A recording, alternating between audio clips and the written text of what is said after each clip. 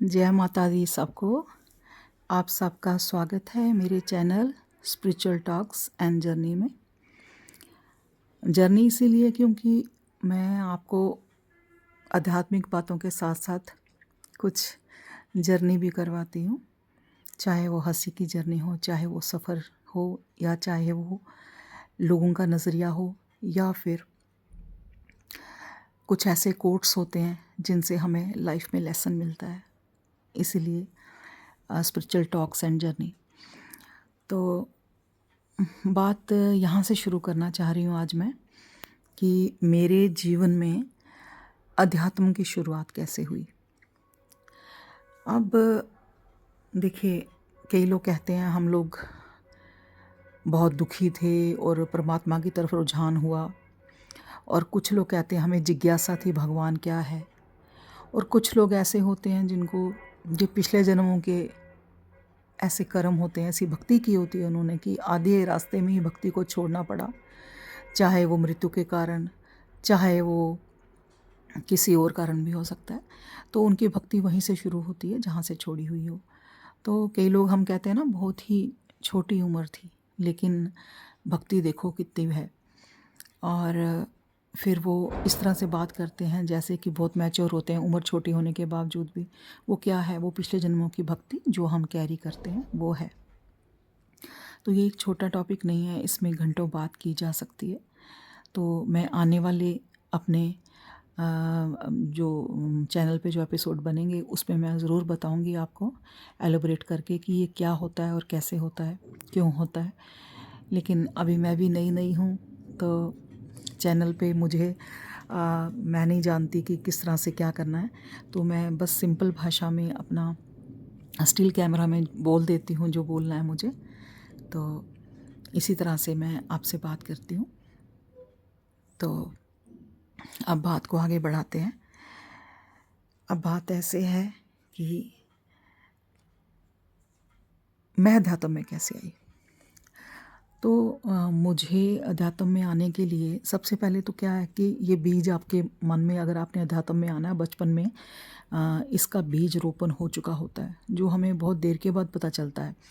और देर के बाद किसी किसी को जैसे हिट हो जाता है। कुछ हिट होने का मतलब संसारिक कुछ हिट हो जाता है या आध्यात्मिक हिट हो जाता है, तो फिर वो चीज़ उजागर हो जाती है, जो भक्ति होती है उसका उजागर हो जाता है। तो ऐसा ही कुछ मेरे साथ हुआ, क्योंकि बचपन से ही ऐसा हुआ करता था। एक बार हमारे यहाँ कोई आई हुई थी लेडी, तो मैं, जबकि उनका भक्ति से कोई सरोकार नहीं था, तो मैं उनसे कहती थी।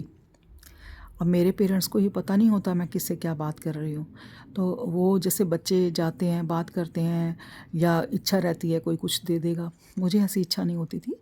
तो मैं पूछती थी उनसे कि मुझे भगवान कैसे मिलेंगे, मुझे आप बताओ। तो वो मुझे ऐसे, उसने एक दिन कह दिया कि देख, एक तस्वीर ले ले, और पोस्टर आते थे उस ज़माने में, तो पोस्टर ना दीवार पे लगा के तुम उसको देखा करो तो भगवान मिल जाएंगे। तो सच में जब वो मेरे घर से गई तो मैंने ऐसा ही किया।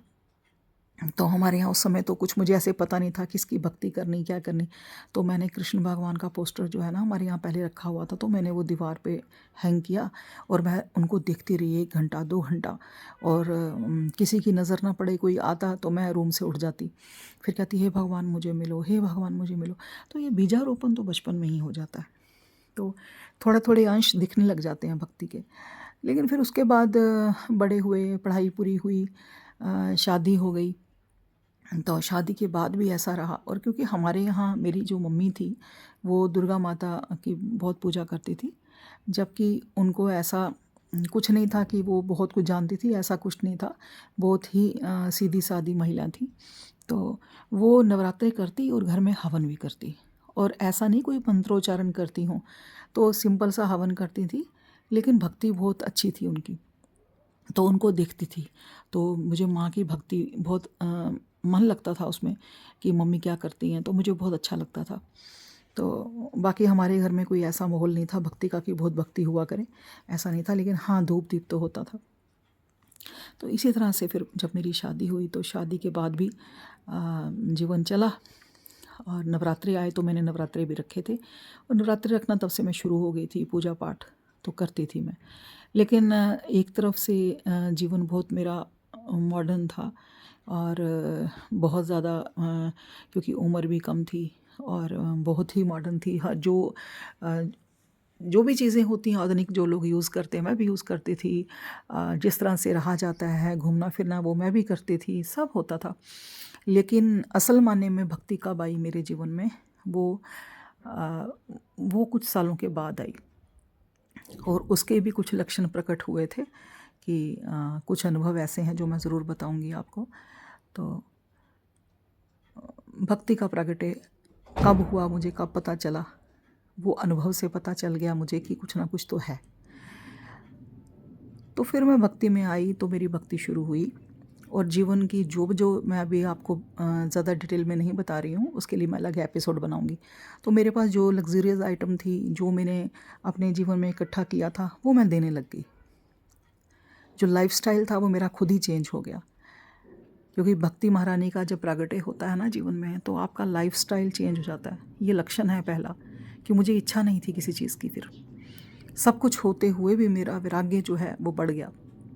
तो मैंने जिस तरह से मेरे पास एक रूम हुआ करता था, उसमें मेरे स्लीपर्स हुआ करते थे, तो इतने ज़्यादा थे कि मेरे पास एक रूम था जिसमें मैंने ये लगा। ये मैं इसलिए नहीं बता रही हूँ, मैं बता रही हूँ कि जब भक्ति आती है तो ये चीज़ें फिर शून्य हो जाती हैं।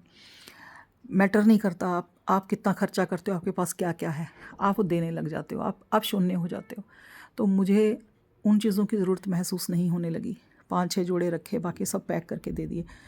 और कुछ भी संसारिक जैसे कुछ भी चीज़ें, मेकअप की चीज़ें हैं, वस्त्र हैं, ये सब हैं, तो ये मुझे उनका मोह कम होने लग गया। और जबकि एक समय ऐसा आया कि मैंने ज़्यादा इन चीज़ों की तरफ से बिल्कुल ही रुझान ख़त्म कर दिया और तब मेरा एक वैराग्य का जीवन शुरू हुआ।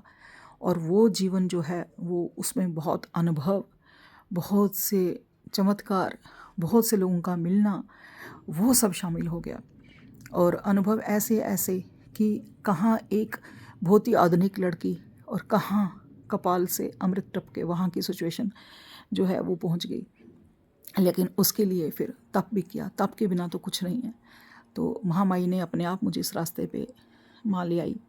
देखिए, ज़रूरी नहीं है कि जिस तरह का रूप आप देखते हैं आज भक्ति का, मुझे उससे दुख भी होता है कि लोग थोड़ा सा भी कुछ हो अपने जीवन में तो गद्दी लगा के बैठ जाना। मैं नहीं कहती बुरा है, लेकिन वैसा वैसा कुछ मेरे जीवन में ऐसा नहीं था कि आप ऐसा करो, या फिर जो बड़ी बड़ी अंगूठियाँ पहनते हैं, बड़े बड़े लॉकेट माला पहनते हैं तो ये भक्ति का प्राकट्य होता है। बिल्कुल नहीं, वो तो भक्ति का कोई रूप ही नहीं है। कि आजकल जैसे कलयुग में जो भी भक्ति करता है वो सोचता है कि इसका दिखावा करो, या एस्ट्रोलॉजी में जो लोग आ जाते हैं वो भी बड़ा मेकअप करके, बड़ी अंगूठियाँ पहन के, तो सोचते हैं कि अब हम पूर्ण एस्ट्रोलॉजी में आ गए या भक्ति में आ गए। नहीं नहीं, ये रूप तो भक्ति का है ही नहीं। जितनी भक्ति आपके जीवन में आएगी आप उतने साधारण होते जाएंगे और धरती से जुड़ते जाएंगे। और फिर आपको किसी चेयर पे या सोफे पे बैठने की ज़रूरत नहीं है, आप मिट्टी में भी बैठ सकते हैं। आप अहंकार शून्य हो जाते हैं, वहाँ से प्रकट होता है भक्ति का। तो आगे की बात मैं ज़रूर करूँगी, क्योंकि मुझे अभी समझ में नहीं आ रहा मैं आपको क्या बताऊँ और क्या नहीं बताऊँ, कहाँ से बताऊँ। और क्योंकि पहले भी मुझे मेरे जो साथ में जो लोग हैं उन्होंने मुझे कई बार कहा, आज मेरे को भक्ति में आए हुए 18 से 19 साल हो गए, उन्होंने कहा कि आप चैनल पे आएँ, भक्ति के बारे में कुछ बताएं, जो आपके अनुभव हुए। लेकिन तब इच्छा नहीं करती थी, मैं कहती थी संसार क्या है, क्यों आना है इनके सामने, भक्ति में लोगों के सामने आके क्या होगा, क्या क्या देख लेंगे लोग, क्या कर लेंगे, क्या सीख लेंगे। जो इतने बड़े बड़े संत बैठे हैं उनकी बात नहीं समझ रहे, सीख रहे, तो मेरी की बात से क्या समझेंगे। तो मुझे ये चीज़ें ना बेमानी लगती थी। यूट्यूब, ये फेसबुक, क्या आना है इस पे भी क्या भक्ति करने के बाद इन चीज़ों से छूटा जाता है कि आया जाता है। तो मेरा मेरा बिल्कुल इन चीज़ों के प्रति बिल्कुल भी कोई रुझान नहीं था। लेकिन ना जाने क्यों महामाई की इच्छा से 18 साल के बाद अचानक ही एक क्षण ऐसा आया कि खुद ही मैं चाहती थी कि महामाई मुझे खुद ही अगर कभी आदेश हो तो मैं आऊँ। मुझे नहीं पता, मुझे कुछ नहीं आता यूट्यूब पे कैसे आना है, क्या करना है, क्या नहीं करना है, क्या होता है, कोई भी इल्म मुझे नहीं था। अपने आप ही मैं यूट्यूब पे मैंने एक वीडियो अपलोड किया, और शुरू में तो मैंने हल्के फुल्के से शॉर्ट्स अपलोड किए देखने के लिए कि क्या होता है, एक्सपीरियंस के लिए। तो उसके बाद मैंने 10 दिन के अंदर अपने वीडियो डालने शुरू कर दिए, और अभी मुझे ज़्यादा समय नहीं हुआ है, लेकिन हाँ, आने वाले समय में मैं बहुत कुछ शेयर करूँगी कि माँ भगवती कैसे प्रसन्न होती हैं, और कुछ खास तिथियाँ क्या होती हैं जिनसे किसी को लाभ हो सके। मेरा ये उद्देश्य बिल्कुल नहीं है कि मैं कोई पैसे के लिए यूट्यूब पे आई हूँ, नहीं। महामाई ने मुझे किसी चीज़ की कमी नहीं दी। मैंने बहुत लग्जरी लाइफ जी है, लग्जरी लाइफ देखी है, और अभी भी महामाई की कृपा है, बहुत कृपा है। तो मुझे ना कुछ मांगना है, ना आप लोगों से कुछ कहना है, और ये भी नहीं कहना है लाइक करो, सब्सक्राइब करो, शेयर करो। क्यों? क्योंकि अगर आपको अच्छा लगेगा, आप स्वयं लाइक करेंगे, खुद ही आप चाहेंगे कि हम सुने इनको। अच्छा नहीं लगेगा तो आप खुद ही स्किप करेंगे। तो ये किसी को कहने की ज़रूरत नहीं होती आप लाइक करो। आपको कोई बात हिट करेगी मेरी, आप खुद ही लाइक करोगे, आप खुद ही सब्सक्राइब कर लोगे कि हाँ, हम सुनना चाहते हैं इनके जीवन को। क्योंकि इसमें सिर्फ़ और सिर्फ महामाई की बातें ही होंगी, भगवान से रिलेटेड बातें होंगी, और अनुभव होंगे। जो लोग कहते हैं ना कि कलयुग में भी कुछ ऐसे अनुभव होते हैं, वो अनुभव मैं शेयर करूँगी, और लोग भी आके शेयर करेंगे। और आने वाले टाइम में बहुत सी बातें ऐसी होंगी, लेकिन मुझे नहीं मालूम क्या होगा, क्योंकि ये पूर्णतः समर्पण महामाई के ऊपर है। जो वो करवाना चाहे, जो वो बुलवाना चाहे। तो आज के लिए मैं इतना ही रखती हूँ, और आप सबको जय माता दी। हर हर महादेव, हर हर महादेव।